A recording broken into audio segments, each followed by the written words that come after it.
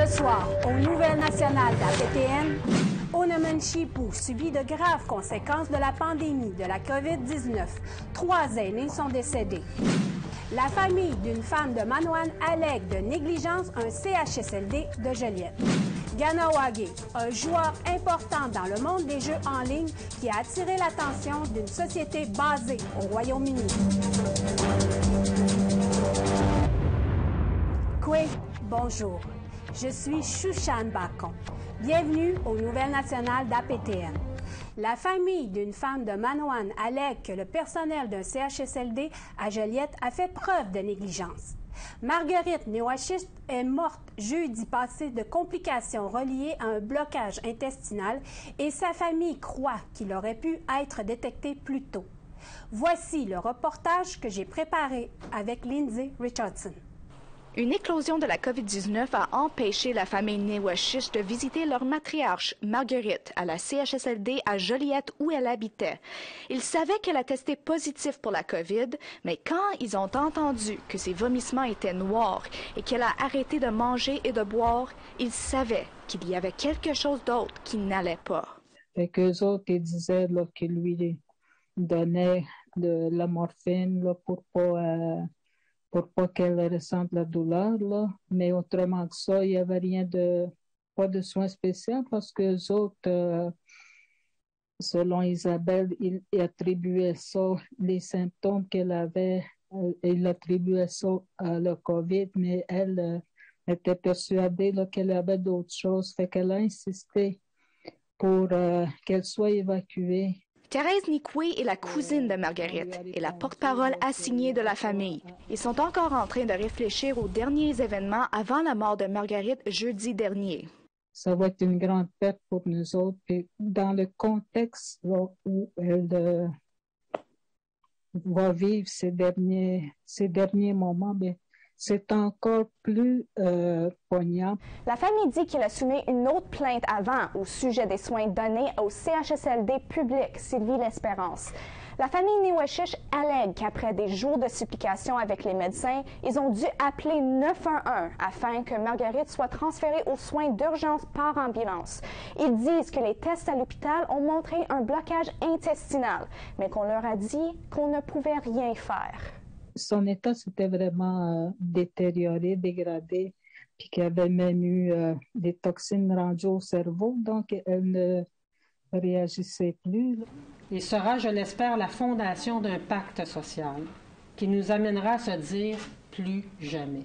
Les problèmes complexes dans le système de santé à Joliette ont été bien documentés lors de l'enquête du coroner qui examinait la mort de Joyce Echaquan, une mère à 7 enfants, aussi de la communauté de Manawan. Ce même coroner écoute maintenant les témoignages pour une autre enquête distincte. Celle-ci examine des lacunes dans les CHSLD du Québec durant la pandémie de la COVID-19. Cependant, les autres, ils croient que il y a probablement eu encore du racisme cette fois-ci. Là. Le Centre intégré de santé et de services sociaux de Lanaudière, qui supervise Sylvie L'Espérance, a refusé notre demande d'entrevue. Dans une réponse envoyée par courriel, ils ont dit que les plaintes sont confidentielles. Donc, nous avons demandé quel était leur protocole de transfert par ambulance pour les patients atteints de la COVID-19. Ils ont répondu que ça varie en fonction des conditions et des besoins de chaque usager. Mais la famille Newashist ressent que Marguerite, une aînée respectée qui a passé sa vie travaillant dans le système de santé comme une interprète à Tikamek, n'était pas soignée assez rapidement. Ce qui motive la famille, là, c'est que il y a des choses qui sont inacceptables, puis ils ont le droit d'avoir des réponses, là, les bonnes réponses là, sur qu'est-ce qui s'est passé vraiment. Selon Thérèse, la famille prépare une autre plainte et possiblement une action judiciaire. Un reportage de Chouchane Bacon et Lindsay Richardson, Nouvelles nationales d'APTN, Montréal. La Cour d'appel du Québec s'est prononcée au sujet du projet de loi C-92 sur la protection de l'enfance du gouvernement fédéral. Et certains observateurs affirment qu'il s'agit d'une victoire pour les gouvernements autochtones qui souhaitent créer leur propre système de protection de la jeunesse. Cependant, la décision laisse la porte ouverte au Québec pour qu'il continue d'intervenir dans les services de protection des jeunes autochtones. Mais maintenant, ce sera plus compliqué pour lui de le faire, Le projet de la loi fédérale sur la protection de l'enfance autochtone est entré en vigueur le 1er janvier 2020 et il a été immédiatement contesté par le Québec pour des questions de juridiction. La décision rendue jeudi compte plus de 200 pages. Le projet de loi y est louangé pour avoir renforcé la souveraineté des Autochtones et fournit un cadre permettant d'adopter leurs propres lois.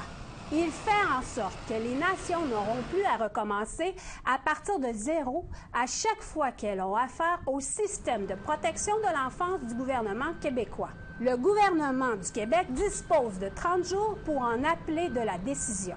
The upshot of the decision is that, the federal government has a role to play and can take this kind of step of setting out, national level measures and to give tools to First Nations, Inuit, and Métis governments to put their own laws into effect, but reserves to the provinces the ability of essentially having a power or an ability to justify laws that contradict with an Indigenous law in the area of child and family services. Unamen-Chibou subit de graves conséquences de la pandémie de la COVID-19. La communauté a perdu 3 de leurs aînés à l'intérieur de 6 jours. Récemment, APTN a communiqué avec le chef de la communauté et il a affirmé que la population avait de la difficulté à respecter les règles sanitaires.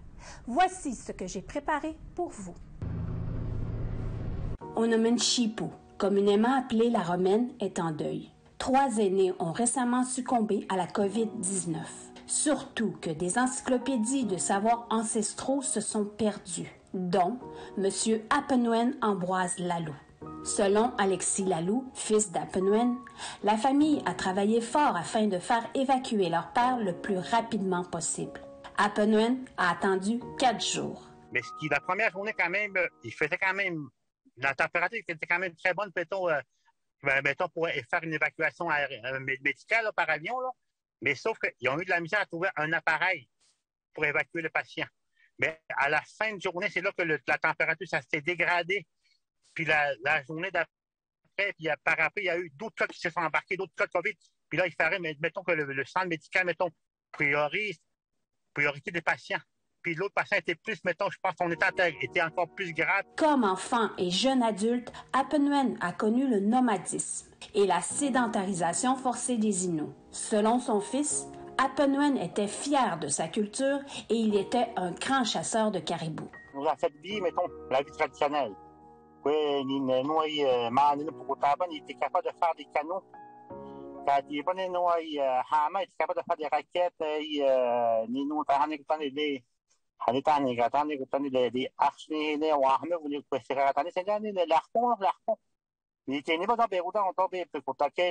Son père lui répétait régulièrement de partager à ceux qui en ont besoin, même à ceux de la forêt, comme dans ce documentaire « Le temps d'une chasse ».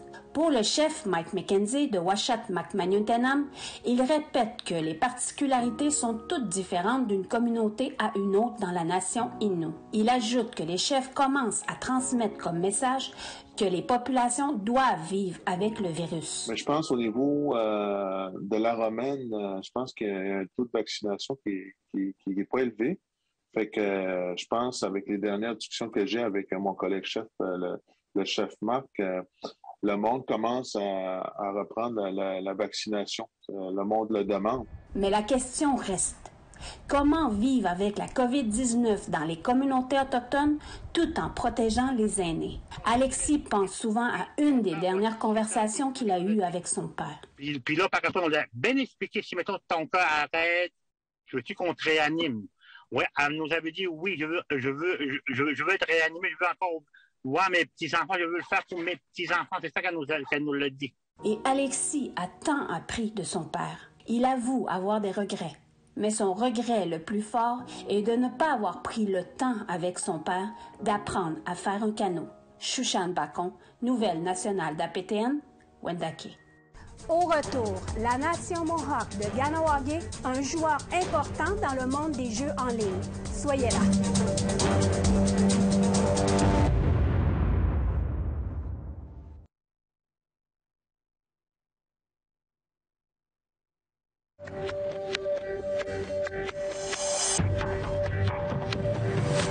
Bienvenue aux Nouvelles nationales d'APTN.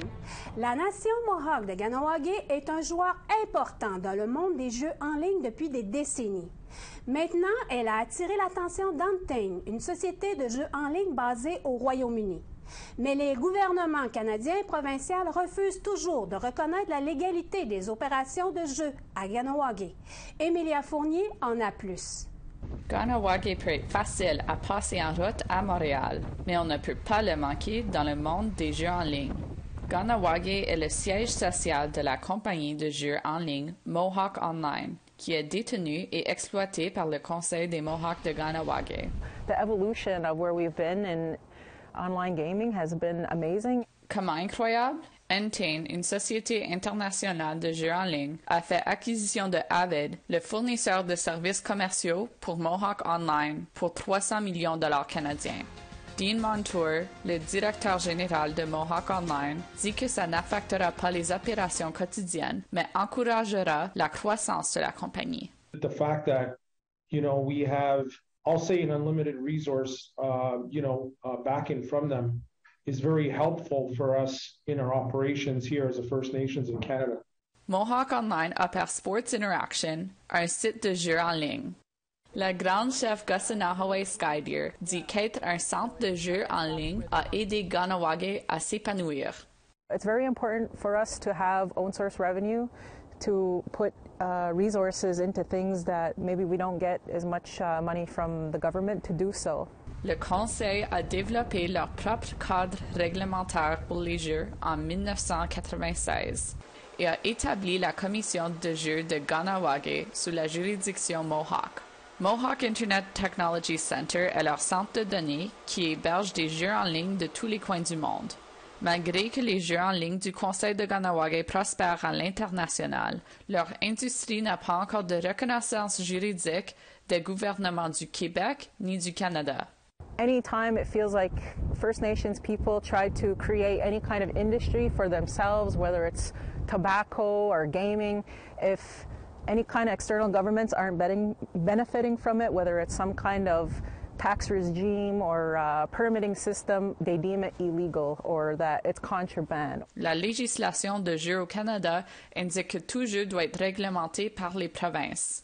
Alors que Kahnawake continue leur effort de lobbying pour inclure les Premières Nations comme organisme de réglementation, le gouvernement de l'Ontario pousse Mohawk Online à obtenir des permis de la province.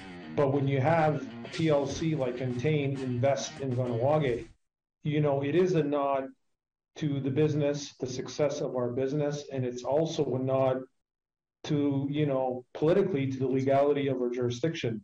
Ils ont opéré sous la juridiction souveraine Mohawk, telle qu'indiquée dans la section 35 de la Constitution canadienne. Murray Marshall, un avocat pour Mohawk Online, dit que les gouvernements du Canada et du Québec ont pris une approche de non-intervention. More than 25 years that Kahnawake been exercising and asserting its jurisdiction over gaming. There's never been a legal challenge. They actually have Lottery Quebec terminals all in our territory. We don't really see any kind of return or benefit from that, so we kind of just coexist, I guess, at this point, and I think that's the way it should be. Emilia Fournier, Nouvelle nationale d'APTN, Kahnawake. L'enquêteur correctionnel Yvan Seigneur publie un rapport chaque année. Et à chaque année, celui-ci indique que les détenus autochtones sont surreprésentés dans les prisons canadiennes. Toutefois, il existe désormais une nouvelle préoccupation dans le système correctionnel, le recours excessif à la force. Un reportage de Fraser Needham. Quel est le premier point à retenir du rapport annuel de l'enquêteur correctionnel Yvan Zinger? Bien que les Autochtones ne représentent qu'environ 5% de la population canadienne, ils représentent 28% de la population carcérale. 2 of the 3 penitentiaries that are over 100 years old are filled with Indigenous people. Over 60 to close to 70% of those penitentiaries are housing Indigenous people. Le recours à la force par les gardiens de prison est également alarmant. Un total de 39% des détenus qui en sont victimes sont autochtones. Cela représente le taux le plus élevé parmi tous les groupes raciaux minoritaires. Pourtant, M. Zinger affirme que le service correctionnel n'a toujours pas reconnu l'existence de préjugés raciaux.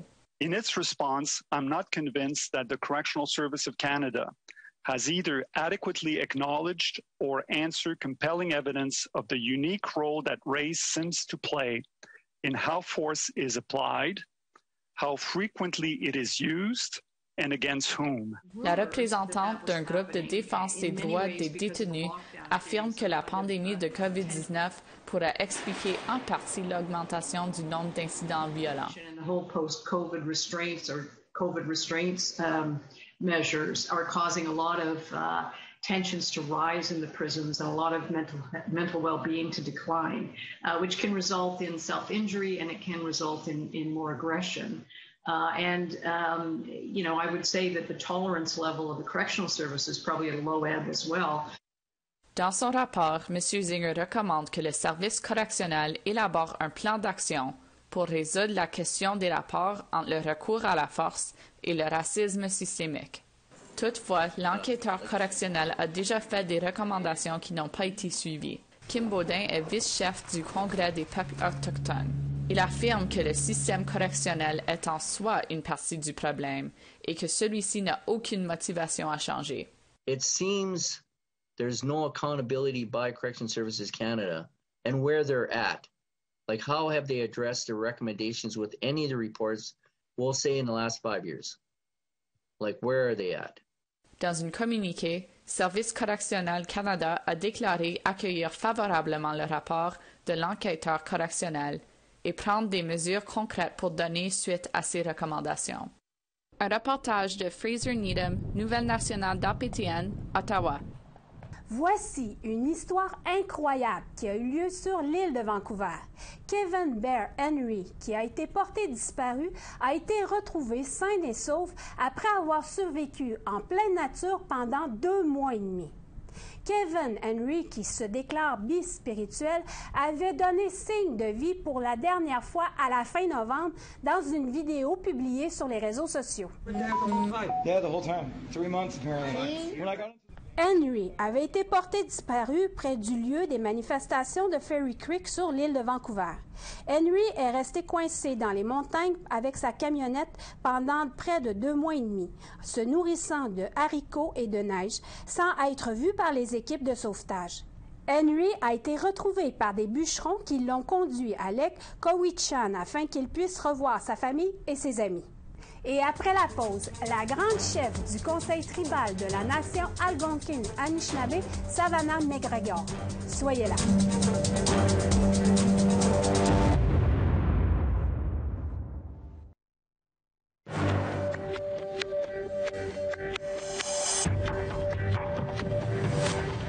Re-bienvenue aux Nouvelles nationales d'APTN.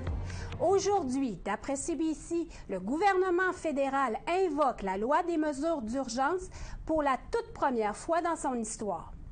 Puis, en entrevue cette semaine, nous recevons Savannah McGregor, la grande chef du conseil tribal de la nation Algonquin-Anishinaabe. Elle vient nous parler de la prise de position des Anishinaabe sur l'occupation des camionneurs sur la colline parlementaire d'Ottawa. La voici. Oui, bienvenue aux Nouvelles nationales d'APTN, grande chef Savannah McGregor. Bon matin, Shushan. Pour ma première question, que pense le Conseil tribal de la nation Anishinaabe à propos du siège des camionneurs à Ottawa? Nous ne le supportons pas. En effet. Ils n'ont pas suivi nos protocoles et ça, c'est une violation de qui nous sommes comme peuple, comme le peuple original de ce territoire. Puis, quand vous avez envoyé le communiqué de presse la semaine dernière de votre désaccord aux manifestants du convoi à Ottawa, est-ce que vous avez eu des réponses de leur part? Oui, on a reçu une extrême grande apologie à la nation algonquine qui était en effet pas une apology.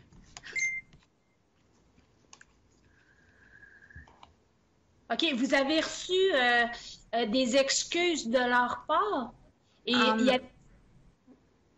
Oui, par un individu. Il a fait une vidéo pour s'excuser, mais en effet, il n'y avait rien dedans en arrière de ces mots. OK, puis cette personne-là, est-ce qu'il a fait, c'est-tu des excuses par lui-même ou c'est l'organisation des camionneurs qui lui a demandé de faire des excuses? C'était à la part de lui-même. Il a fait la vidéo avec son cellulaire et l'a mis sur l'Internet. OK. Fait que c'est les seules réponses que vous avez eues suite à votre communiqué de presse la semaine dernière? Oui. Puis, sachant aussi que le campement dans le parc de la Confédération a été démantelé, est-ce que les Anishinaabeg sont satisfaits?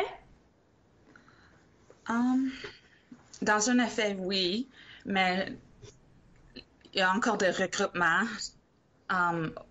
aux places de festivals à Gatineau.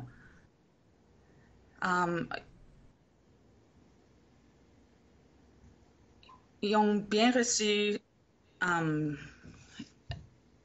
et ils ont écouté à ce que nos aînés allaient dire, mais c'était vraiment irrespectueux car il y avait tellement de gens qui n'ont pas suivi nos protocoles. OK.